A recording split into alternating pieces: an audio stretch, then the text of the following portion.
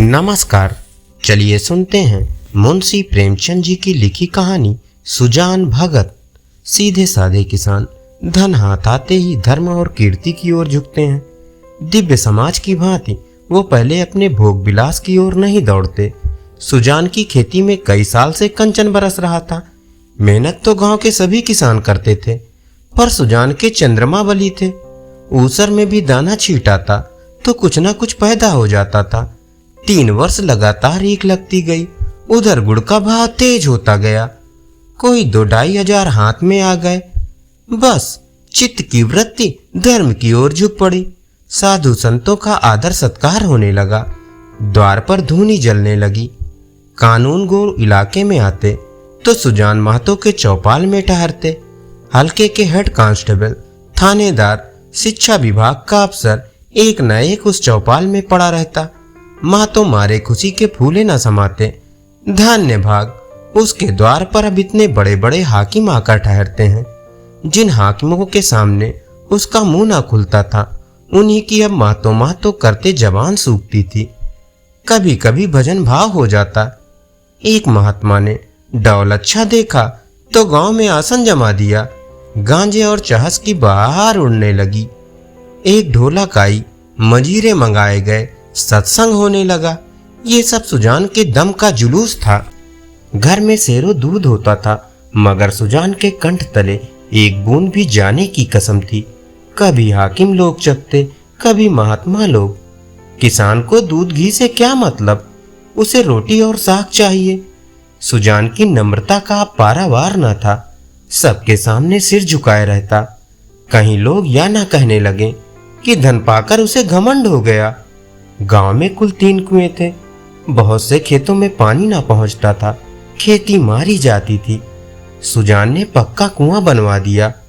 कुएं का विवाह हुआ, यज्ञ हुआ, बरम भोज भी हुआ। जिस दिन पहली बार पुर चला, सुजान को मानो चारों पदार्थ मिल गए। जो काम गांव में किसी ने न किया था, वो बाप दादा के पुण्य प्रताप से सुजान ने कर दिखाया था। एक दिन गांव में गया के यात्री आकर ठहरे। सुजान ही के द्वार पर उनका भोजन बना। सुजान के मन में भी गया करने की बहुत दिनों से इच्छा थी। यह अच्छा अवसर देखकर वो भी चलने को तैयार हो गया। उसकी स्त्री बुलाकी ने कहा, अभी रहने दो, अगले साल चलेंगे। सुजान ने गंभीर भाव से कहा, अगले साल क्या होगा कौन जानता है। धर्म के काम में मीन मेख निकालना अच्छा नहीं। जिंदगी का क्या भरोसा। बुलाकी बोली, हाथ खाली हो जाएगा। सुजान बोला, भगवान की इच्छा होगी तो फिर रुपए हो जाएंगे। उनके यहाँ किस बात की कमी है। बुलाकी इसका क्या जवाब देती। सत्कार में बाधा डालकर अपनी मुक्ति क्यों बिगाड़ती। प्रातःकाल स्त्री और पुरुष गया करने चले।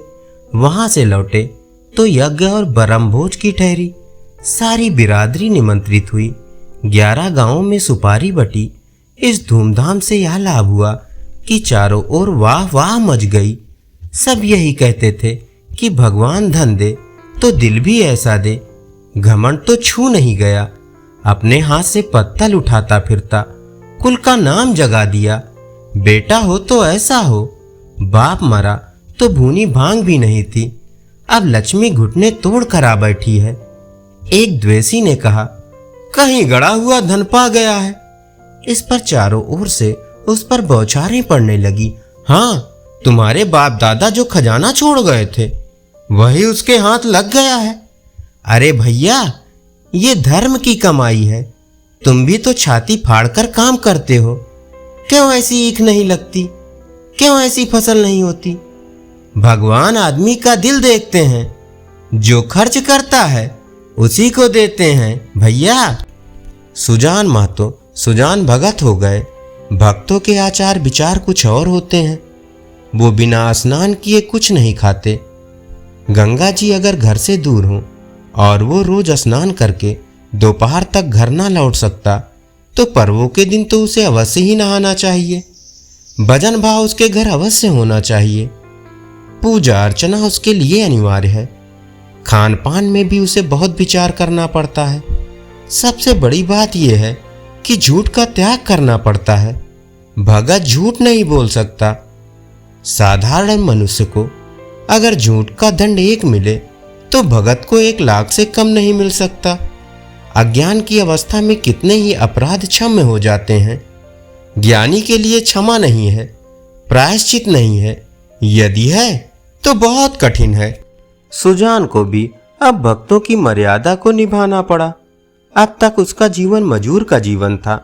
उसका कोई आदर्श, कोई मर्यादा उसके सामने ना थी। अब उसके जीवन में विचार का उदय हुआ। जहां तक मार्ग कांटों से भरा हुआ था, स्वार्थ सेवा ही पहले उसके जीवन का लक्ष्य था। इसी कांटे से वह परिस्थितियों को तौलता था। वो अब उन्हें औचित्य के कांटों पर तौलने लगा। यूं कहो कि जड़ जगत से निकलकर उसने चेतन जगत में प्रवेश किया। उसने कुछ लेन देन करना शुरू किया था।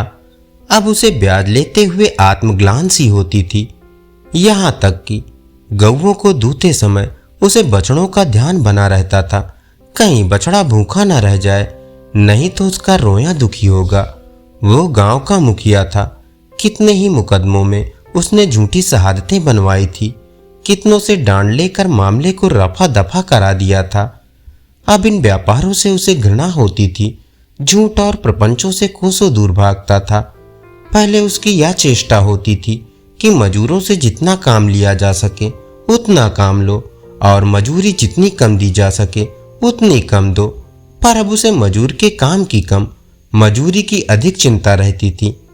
कहीं बेचारे मजूर का रोया दुखी ना हो जाए। उसके दोनों जवान बेटे बात बात में उस पर फप्तियां कसते।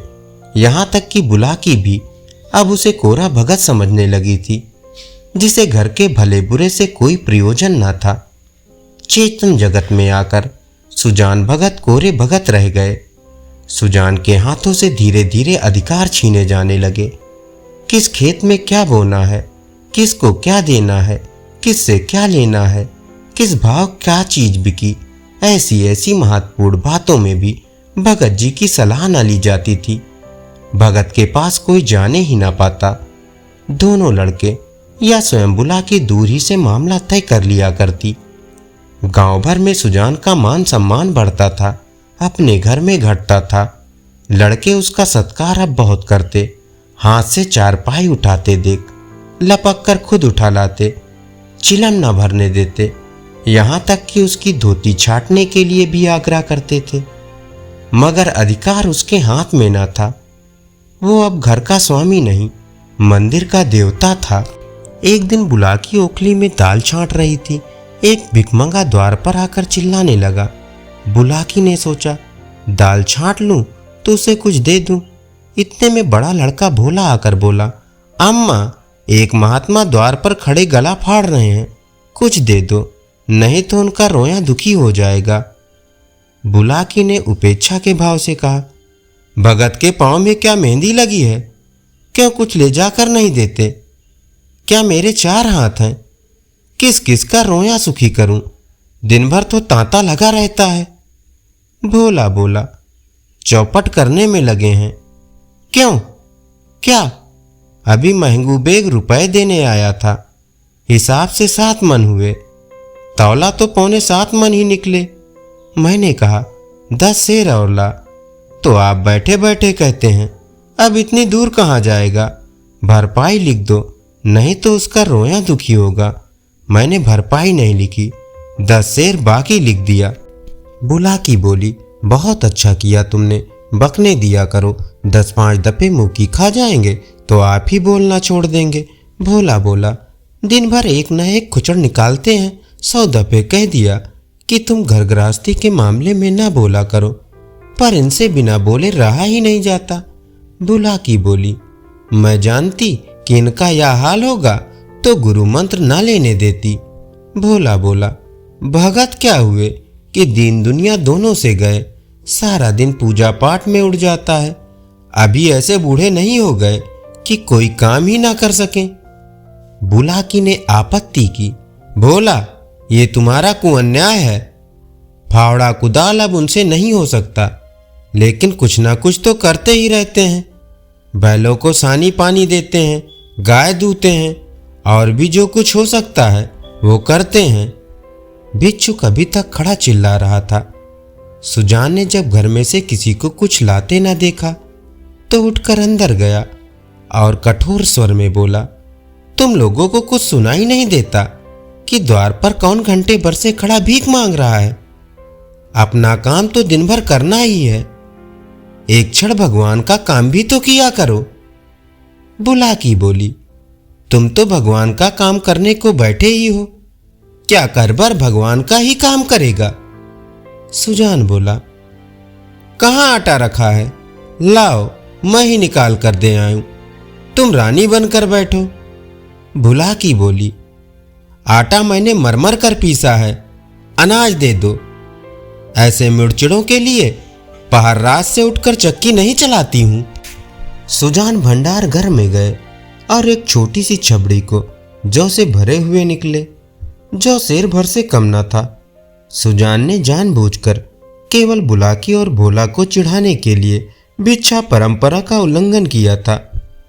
तिस पर भी यह दिखाने के लिए कि छबड़ी में बहुत ज्यादा जौ नहीं है, वो उसे चुटकी से पकड़े हुए थे। चुटकी इतनी बोझ न संभाल सकती थी, हाथ कांप रहा था। एक क्षण विलंब होने से छबड़ी के हाथ से छूटकर गिर पड़ने की संभावना थी, इसलिए वो जल्दी से बाहर निकल जाना चाहते थे। सहसा भोला ने छबड़ी उनके हाथ से छीन ली और त्योरियां बदल कर बोला, सेत का माल नहीं है जो लुटाने चले हो, छाती फाड़ फाड़ कर काम करते हैं, जब दाना घर में आता है। सुजान ने खिसिया कर कहा, मैं भी तो बैठा नहीं रहता। भोला बोला, भीख भीख की तरह दी जाती है, लुटाई नहीं जाती। हम तो एक बेला खाकर दिन काटते हैं कि दाना पानी बना रहे, और तुम्हें लुटाने की सूझी है। तुम्हें क्या मालूम कि घर में क्या हो रहा है? सुजान ने इसका कोई जवाब ना दिया। बाहर आकर भिखारी से कह दिया, बाबा इस समय जाओ, किसी का हाथ खाली नहीं है, और पेड़ के नीचे बैठकर विचारों में मग्न हो गया। अपने ही घर में उसका ये अनादर, अभी यह अपाहिज नहीं है, हाथ पांव थके नहीं है, घर का कुछ ना कुछ काम करता ही रहता है, उस पर यह अनादर। उसी ने घर बनाया, ये सारी विभूति उसी के श्रम का फल है, पर अब इस घर पर उसका कोई अधिकार नहीं रहा। अब वह द्वार का कुत्ता है, पड़ा रहे, और घर वाले जो रूखा सूखा दे वह खाकर पेट भर लिया करे। ऐसे जीवन को धिक्कार है। सुजान ऐसे घर में नहीं रह सकता। संध्या हो गई थी। भोला का छोटा भाई शंकर नारियल भर कर लाया। सुजान ने नारियल दीवार से टिका कर रख दिया। धीरे धीरे तमाकू जल गया। जरा देर में भोला ने द्वार पर चारपाई डाल दी। सुजान पेड़ के नीचे से ना उठा। कुछ देर और गुजरी, भोजन तैयार हुआ। भोला बुलाने आया। सुजान ने कहा, भूख नहीं है। बहुत मनावन करने पर भी ना उठा। तब बुलाकी ने आकर कहा, खाना खाने क्यों नहीं चलते? जी तो अच्छा है। सुजान को सबसे अधिक क्रोध बुलाकी पर था। ये भी लड़कों के साथ है। ये बैठी देखती रही और भोला ने मेरे हाथ से अनाज छीन लिया। इसके मुंह से इतना भी ना निकला कि ले जाते हैं तो ले जाने दो। लड़कों को ना मालूम हो कि मैंने कितने श्रम से यह गृहस्थी जोड़ी है, पर ये तो जानती है। दिन को दिन और रात को रात नहीं समझा। भादों की अंधेरी रात में मड़ैया लगा के जुआर की रखवाली करता था। जेठ बैसाख की दोपहरी में भी दम न लेता था। और अब मेरा घर पर इतना भी अधिकार नहीं है कि भीख तक दे सकूं। माना कि भीख इतनी नहीं दी जाती, लेकिन इनको तो चुप रहना चाहिए था, चाहे मैं घर में आग ही क्यों ना लगा देता। कानून से भी तो मेरा कुछ होता है। मैं अपना हिस्सा नहीं खाता, दूसरों को खिला देता हूं। इसमें किसी के बाप का क्या जाता है। अब इस वक्त मनाने आई है। जिसने खसम की लातें ना खाई हो, कभी कड़ी निगाह से देखा तक नहीं। रुपए पैसे लेना देना सब इसी के हाथ में दे रखा था। अब रुपए जमा कर लिए हैं तो मुझी से घमंड करती है। अब इसे बेटे प्यारे हैं, मैं तो निखट्टू, लुटाऊं, घर फूंकू, घोंगी हूं। मेरी इसे क्या परवाह। तब लड़के ना थे जब बीमार पड़ी थी और मैं गोद में उठाकर बैठ के घर ले गया था। आज इसके बेटे हैं और ये उनकी माँ है। मैं तो बाहर का आदमी, मुझे घर से क्या मतलब। भोला बोला, अब खा पी कर क्या करूंगा, हल जोतने से रहा, फावड़ा चलाने से रहा, मुझे खिलाकर दाने को क्यों खराब करोगी, रख दे, बेटे दूसरी बार खाएंगे। बुलाकी बोली, तुम तो जरा जरा सी बात पर तिनक जाते हो। सच कहा है, बुढ़ापे में आदमी की बुद्धि मारी जाती है। भोला ने इतना तो कहा था कि इतनी भीख मत ले जाओ, या और कुछ। सुजान बोला, हाँ, बेचारा इतना कहकर रह गया। तुम्हें तो मजा तब आता जब वह ऊपर से 2-4 डंडे लगा देता। क्यों, अगर यही अभिलाषा है तो पूरी कर लो। भोला खा चुका होगा, बुला लाओ। नहीं, भोला को क्यों बुलाती हो, तुम ही न जमा दो 2-4 डंडे, इतनी कसर है वो भी पूरी हो जाए। बुलाकी बोली, हाँ और क्या, यही तो नारी का धर्म है। अपने भाग सराहो कि मुझ जैसी सीधी औरत पाली, जिस बल चाहते हो बिठाते हो। ऐसी मुंहजोर होती तो घर में एक दिन भी निभाह न होता। सुजान बोला, हाँ भाई, वह तो मैं ही कह रहा हूं कि देवी थी और हो। मैं तब भी राक्षस था और अब भी दैत्य हो गया हूं। बेटा कमाऊ है, उनकी सी ना कहोगी तो क्या मेरी सी कहोगी। मुझसे अब क्या लेना देना है। बुलाकी बोली, तुम झगड़ा करने पर तुले बैठे हो और मैं झगड़ा बचाती हूं कि 4 आदमी हंसेंगे। चलकर खाना खा लो सीधे से, नहीं तो मैं जाकर सो रहूंगी। सुजान बोला, तुम भूखी क्यों रहोगी, तुम्हारे बेटे की तो कमाई है। हाँ, मैं बाहरी आदमी हूं। बुलाकी बोली, बेटे तुम्हारे भी तो हैं। सुजान बोला, नहीं, मैं ऐसे बेटों से बाज आया, किसी और के बेटे होंगे। मेरे बेटे होते तो क्या मेरी ऐसी दुर्गत होती। बुलाकी बोली, गालियां दोगे तो मैं भी कुछ कह बैठूंगी। सुनती थी, मर्द बड़े समझदार होते हैं, पर तुम सबसे न्यारे हो। आदमी को चाहिए कि जैसा समय देखे वैसे ही काम करे। अब हमारा और तुम्हारा निवाह इसी में है कि नाम के मालिक बने रहें और वही करें जो लड़कों को अच्छा लगे। मैं ये बात समझ गई, तुम क्यों नहीं समझ पाते। जो कमाता है उसी का घर में राज होता है, यही दुनिया का दस्तूर है। मैं बिना लड़कों से पूछे कोई काम नहीं करती। तुम क्यों अपने मन का करते हो। इतने दिनों तक तो राज कर लिया, अब क्यों इस माया में पड़े हो। आधी रोटी खाओ, भगवान का भजन करो और पड़े रहो। चलो खाना खा लो। सुजान बोला, तो अब मैं द्वार का कुत्ता हूं। बुलाकी बोली, बात जो थी वो मैंने कह दी, अब अपने को जो चाहो वो समझो। सुजान ना उठे, बुलाकी हार कर चली गई। सुजान के सामने अब एक नई समस्या खड़ी हो गई थी। वह बहुत दिनों से घर का स्वामी था और अब भी ऐसा ही समझता रहा। परिस्थिति में कितना उलटफेर हो गया था, इसकी उसे खबर ना थी। लड़के उसका सेवा सम्मान करते हैं, ये बात उसे भ्रम में डाले हुए थी। लड़के उसके सामने चिलम नहीं पीते, खाट पर नहीं बैठते। क्या यह सब उसके गृहस्वामी होने का प्रमाण न था। पर आज उसे यह ज्ञात हुआ कि यह केवल श्रद्धा थी, उसके स्वामित्व का प्रमाण नहीं। अब तक जिस घर में राज किया उसी घर में पराधीन बनकर वह नहीं रह सकता। उसको श्रद्धा की चाह नहीं, सेवा की भूख नहीं, उसे अधिकार चाहिए। वो इस घर पर दूसरों का अधिकार नहीं देख सकता। मंदिर का पुजारी बनकर वह नहीं रह सकता। ना जाने कितनी रात बाकी थी। सुजान ने उठकर गड़ासे से बैलों को चारा काटना शुरू किया। सारा गांव सोता था, पर सुजान चारा काट रहे थे। इतना श्रम उन्होंने अपने जीवन में कभी ना किया था। जब से उन्होंने काम करना छोड़ दिया था, बराबर चारे के लिए हाय हाय पड़ी रहती थी।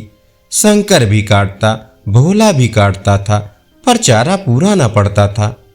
आज वह इन लौंडों को दिखा देंगे चारा कैसे काटना चाहिए। उसके सामने कटिया का पहाड़ खड़ा हो गया और टुकड़े कितने महीन और कितने सुडौल थे, मानो सांचे में ढाले गए हों। मुंह अंधेरे बुलाकी उठी, तो कटिया का ढेर देखकर दंग रह गई और बोली, क्या भोला आज रात भर कटिया को काटता रह गया? कितना कहा कि बेटा जी से जहान है, पर मानता ही नहीं, रात को सोया ही नहीं। सुजान भगत ने ताने से कहा, वह सोता ही कब है? जब देखता हूं काम ही काम करता रहता है। ऐसा कमाऊं संसार में और कौन होगा। इतने में भोला आंखें मलते हुए बाहर निकला। उसे भी यह ढेर देखकर आश्चर्य हुआ। माँ से बोला, क्या शंकर आज बड़ी रात को उठा था अम्मा? बुलाकी बोली, वो तो पड़ा सो रहा है, मैंने तो समझा तुमने काटी होगी। भोला बोला, मैं तो सवेरे उठ ही नहीं पाता, दिन भर चाहे जितना काम कर लूं, पर रात को मुझसे नहीं उठा जाता। बुलाकी बोली, तो क्या तुम्हारे दादा ने काटी है? भोला बोला, हाँ मालूम होता है, रात भर सोए नहीं, मुझसे कल बड़ी भूल हुई। अरे वो तो हल लेकर जा रहे हैं, जान देने पर उतारू हो गए हैं क्या? बुलाकी बोली, क्रोधी तो सदा के हैं, अब किसी की सुनेंगे थोड़ी ही। भोला बोला, शंकर को जगा दो, मैं भी जल्दी से हाथ मुंह धोकर हल ले जाऊं। जब और किसानों के साथ भोला हल लेकर खेत में पहुंचा तो सुजान आधा खेत जोत चुके थे। भोला ने चुपके से काम करना शुरू किया। सुजान से कुछ बोलने की हिम्मत ना पड़ी। दोपहर हुई, सभी किसानों ने हल छोड़ दिए, पर सुजान भगत अपने काम में मग्न थे। भोला थक गया है, उसकी बार बार इच्छा होती है कि बैलों को खोल दे, मगर डर के मारे कुछ कह नहीं सकता। सबको आश्चर्य हो रहा है कि दादा कैसे इतनी मेहनत कर रहे हैं। आखिर डरते डरते बोला, दादा अब तो दोपहर हो गई, हल खोल देना। सुजान बोला, हाँ खोल दो, तुम बैलों को लेकर चलो, मैं डांड फेंक कर आता हूँ। भोला बोला, मैं संझा को डांड फेंक दूंगा। सुजान बोले, तुम क्या फेंक दोगे? देखते नहीं हो खेत कटोरी की तरह गहरा हो गया है, तभी तो बीच में पानी जमा हो जाता है। इस गोंड के खेत में 20 मन का भीगा होता था, तुम लोगों ने इसका सत्यानाश कर दिया है। बैल खोल दिए गए। भोला बैलों को लेकर घर चला, पर सुजान डांड फेंकते रहे। आध घंटे के बाद डांड फेंक कर वो घर आए, मगर थकान का नाम न था। नहा खाकर आराम करने के बदले उन्होंने बैलों को सहलाना शुरू किया। उनकी पीठ पर हाथ फेरा, उनके पैर मले, पूंछ सहलाई। बैलों की पूंछ खड़ी थी। सुजान की गोद में सिर रखे उन्हें अकथनीय सुख मिल रहा था। बहुत दिनों के बाद आज उन्हें यह आनंद प्राप्त हुआ था।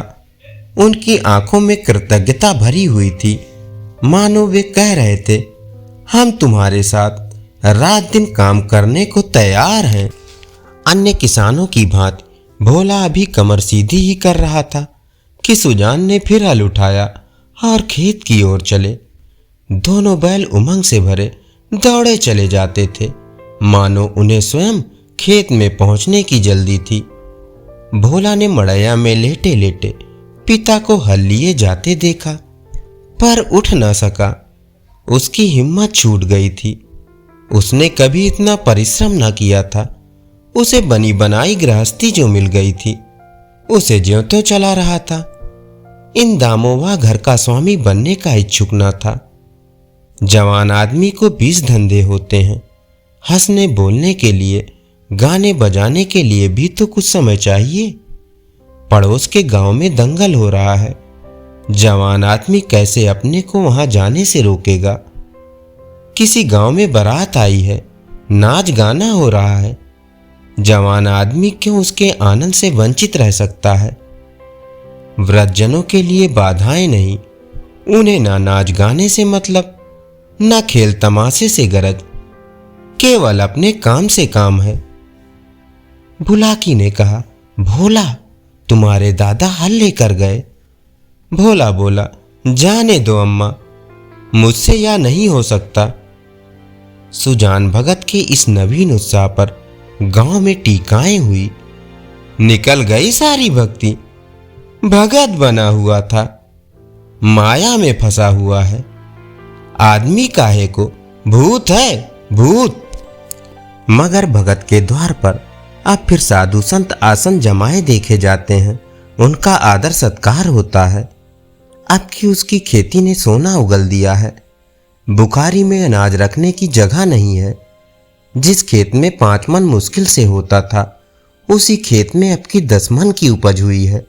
चैत का महीना था। खलिहानों में सतयुग का राज था। जगह जगह अनाज के ढेर लगे हुए थे। यही समय है जब किसानों को थोड़ी देर के लिए अपना जीवन सफल मालूम होता है, जब गर्व से उनका हृदय उछलने लगता है।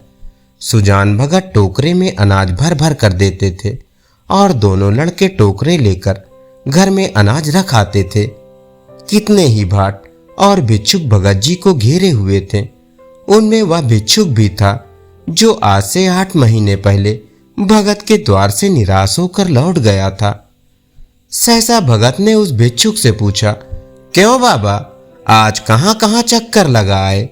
भिक्षुक बोला, अभी तो कहीं नहीं गया भगत जी, पहले तुम्हारे ही पास आया हूँ। भगत बोले, अच्छा, तुम्हारे सामने यह ढेर है, इसमें से जितना अनाज उठाकर ले जा सको ले जाओ। भिक्षुक ने क्षुब्ध नेत्रों से ढेर को देखकर कहा, जितना अपने हाथ से उठाकर दे दोगे उतना ही लूंगा। भगत ने कहा, नहीं, तुमसे जितना उठ सके उठा लो। भिक्षुक के पास एक चादर थी। उसने कोई 10 सेर अनाज उसमें भरा और उठाने लगा। संकोच के मारे और अधिक भरने का साहस न हुआ। भगत उसके मन का भाव समझकर आश्वासन देते हुए बोले, बस इतना तो एक बच्चा भी उठा ले जाएगा। भिक्षुक ने भोला की ओर संदिग्ध नेत्रों से देखकर कहा, मेरे लिए इतना ही काफी है। भगत बोले, नहीं, तुम सकुचाते हो, अभी और भरो।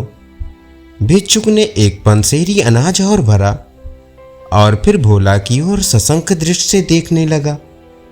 भगत बोले, उसकी ओर क्या देखते हो बाबा जी, मैं जो कहता हूं वो करो। तुमसे जितना उठाया जा सके उठा लो। भिक्षुक डर रहा था कि कहीं उसने अनाज भर लिया और भोला ने गठरी न उठाने दिया तो कितनी बेइज्जती होगी और भिक्षुकों को हंसने का अवसर मिल जाएगा। सब यही कहेंगे कि भिक्षुक कितना लोभी है, उसे अनाज भरने की हिम्मत ना पड़ी।